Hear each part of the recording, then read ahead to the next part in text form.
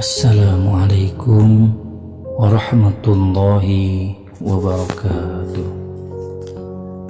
Sahabat, akhir-akhir ini langit Indonesia tidak lagi tersenyum berseri. Awan kelabu selalu menaungi dan menyelimuti bumi pertiwi. Musibah datang silih berganti. Bencana alam menimpa seakan tak mau pergi. Terus-menerus menyapa dan menerpa pelosok negeri, seakan sudah jadi menu wajib setiap hari.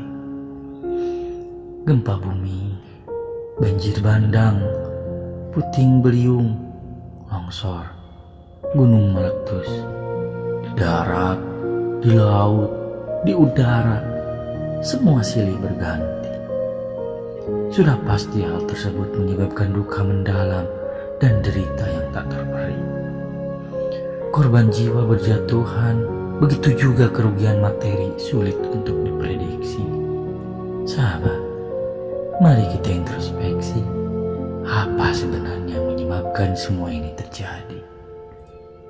Apakah hanya faktor alam semesta yang kajiannya tak pernah tuntas? Atau justru ini adalah teguran dari sang penguasa karena maksiat dan kesalahan yang melampaui batas? Harus kita ketahui bahwa setiap perbuatan dosa umat manusia berkorelasi menjadi beban memberatkan bumi. Akibatnya ditanggung sendiri. Tidak ada sejengkal bumi pun yang luput dari ilmu Allah yang Maha mengetahui. Tak ada satu lembar daun kering pun yang jatuh kecuali atas kehendaknya terjadi. Mungkinkah ratusan atau bahkan ribuan manusia mati tanpa sebab?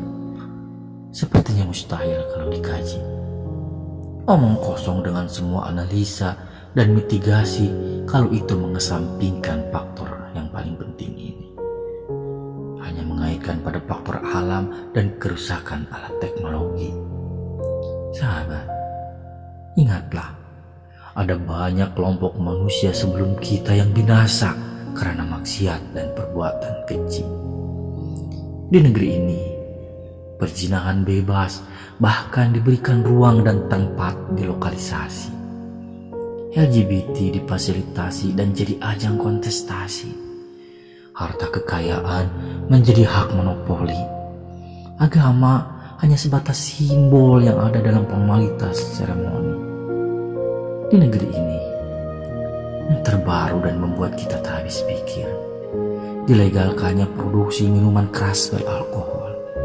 Astagfirullahaladzim, kita semua hanya bisa beristighfar.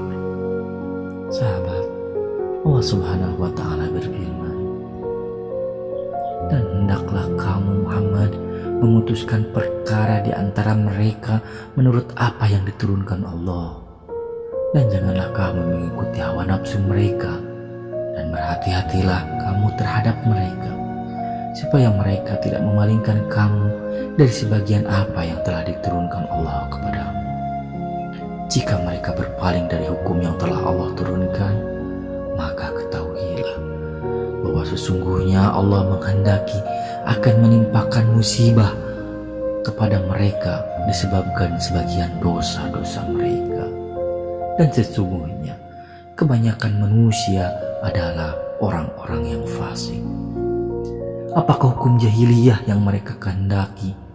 Dan hukum siapakah yang lebih baik daripada hukum Allah bagi orang-orang yang beriman?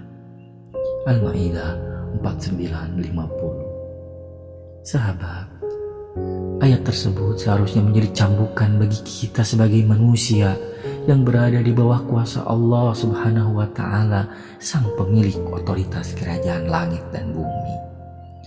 Allah memerintahkan agar kita memutuskan menurut apa yang sudah Allah turunkan.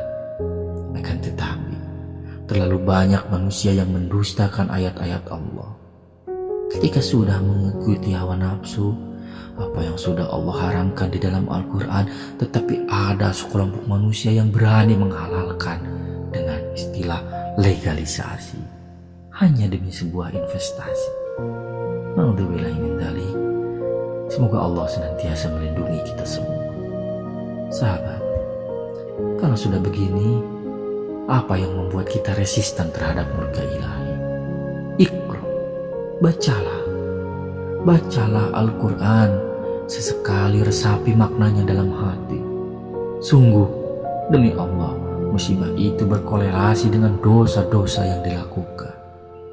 Allah Subhanahu wa Ta'ala telah memperingatkan, jikalau sekiranya penduduk negeri-negeri beriman dan bertakwa, pastilah kami akan melimpahkan kepada mereka berkah dari langit dan bumi. Akan tetapi mereka mendustakan ayat-ayat kami itu, maka kami siksa mereka disebabkan perbuatan.